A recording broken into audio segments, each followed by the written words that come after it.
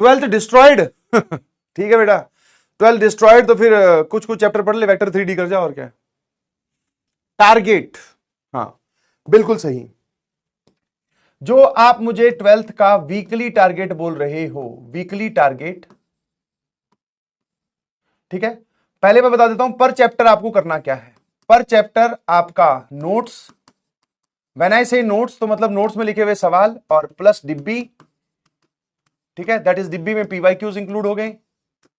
ये आपको सारे के सारे करने हैं जी, ठीक है, ये आपका टारगेट है चैप्टर। हर चैप्टर में आप घुसकर करने क्या वाले हो, ठीक है, हर चैप्टर में घुसकर आप करने क्या वाले हो, ठीक है भाई। आ जाइए, जैसे अभी हमारा वीक चल रहा है सर कौन से वाला, 8 से लेकर 14 दिसंबर वाला, ठीक है, आज कुछ तारीख हो चुकी है, 14 दिसंबर तक वाला वीक चल रहा है, इनफैक्ट 15 दिसंबर वाला बोल सकते हो आप। ये हो गया हमारा सर W1, ठीक है, इसको फटाफट आप अपने रफ हैंड से लिख लीजिए प्लीज। फिर सर हमारे पास में 16 से लेकर 22 दिसंबर वाला आएगा एक। फिर वीक 3 आपके पास में आएगा 23 से लेकर, बता रहा हूं लिख लीजिए प्लीज, 23 से लेकर 29 दिसंबर। फिर हमारे पास में आएगा सर वीक 4 30 दिसंबर से लेकर 5 जनवरी। और फिर हमारे पास में आएगा सर वीक 5 6 जनवरी से लेकर, ठीक है, 12 जनवरी। और वीक 6 जो है सर वो हम फुल रिवीजन करेंगे, तो वीक 6 को हम लोग इंक्लूड नहीं करते हैं वैसे, ऑल दो 12 जनवरी के बाद में भी आपके पास में 10 दिन बचे होंगे। रुक जाओ ना भाई, तुम्हें एक पहले दिन ही सारे सवालों के जवाब क्यों जानने हैं? मॉक टेस्ट कब से देना शुरू करें, पहले पढ़ तो ले, ठीक है। अब जो आपके चैप्टर्स है उनको बांट लीजिए, ये छोटा हफ्ता ही बचा है because today is Tuesday, Wednesday, Thursday, Friday. Matrices and determinant आपको इस हफ्ते में कंप्लीट कर देना है विद दिस, ठीक है ना। पीवाईक्यूज टारगेट इसमें भी वही है, आपको अगर डिब्बी में से या कहीं से मिल जाते हैं 30 पीवाईक्यू, चाहे वो नोट्स में ही हो, नोट्स में do it by yourself apart from solve example, जो मतलब हमने क्लास में करके दिखा चुके हैं, उनको छोड़कर अगर आपको मिल जाते हैं तो बहुत अच्छी बात है। पहले चैप्टर का है सर मैट्रिसेस एंड डिटर्मिनेंट। फिर सर यहां से आएगा relation and function, relation and function plus limits, ठीक है, LCD, ठीक है, limit continuity differentiability, relation and function. इसमें MOD AOD, सुनते जाओ, MOD AOD and indefinite integration, definite integration, ये 4 चैप्टर निपटा दीजिएगा प्लीज, ठीक है, MOD AOD indefinite integration, definite integration. फिर एरिया, डिफरेंशियल इक्वेशन और वेक्टर्स, ठीक है। नेक्स्ट इज लास्ट में 3D एंड प्रोबेबिलिटी।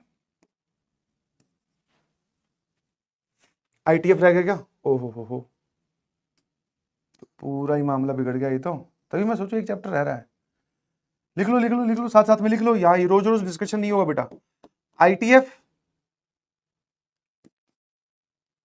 बस, ठीक है, ये बड़े बड़े चैप्टर हो गए। यहां पर हो जाएगा लिमिट कंटिन्यूटी डिफरेंशियबिलिटी, फिर MOD और फिर AOD, ये इसमें निपटाने आपको।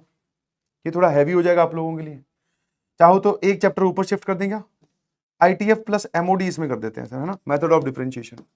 और क्या है, LCD and AOD, differential calculus पूरी की पूरी इसमें, इंटीग्रल कैलकुलस पूरी की पूरी इसमें, indefinite, definite, area and differential equation, और लास्ट में वेक्टर 3D प्रोबेबिलिटी।